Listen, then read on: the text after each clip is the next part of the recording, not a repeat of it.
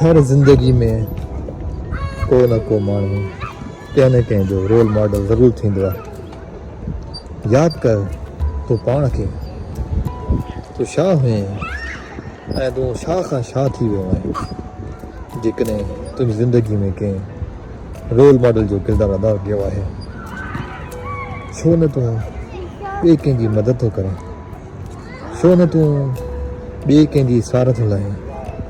तूं किथे आहे? जेकॾहिं तूं पाण खे उन ई मंज़िल ते ॿीहर ॾिसें, तूं बिल्कुलु पाण खे उन ई जॻह ते महसूसु कंदे जेको अॼुकल्ह उहो माण्हू महसूसु करे थो त उन जी ज़िंदगी में को रोल मॉडल थिए। जेकॾहिं तूं एॾो सेठ आहे, एॾो तूं अॻिते वधी वियो आहे, छो न जेके तोखां घटि आहिनि उन्हनि जी थोरी मदद कई, उन्हनि खे थोरो रस्तो ॾेखार त तूं पंहिंजो रस्तो जेको अख़्तियार कयो, जेकॾहिं उहे साॻे तरीक़े सां हिकु रस्तो अख़्तियार कनि त उन्हनि लाइ हिकु बहितर खां बहितर टाइम जो जेको वक़्तु ज़ाया थियो उहो बची पवंदो, शॉर्टकट उन्हनि खे मिली वेंदो।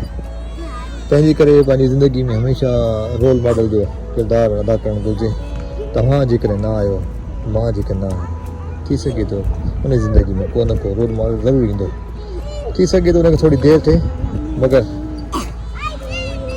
उन ज़िंदगी में ज़रूरु को न को रोल मॉडल जो किरदारु अदा कंदो।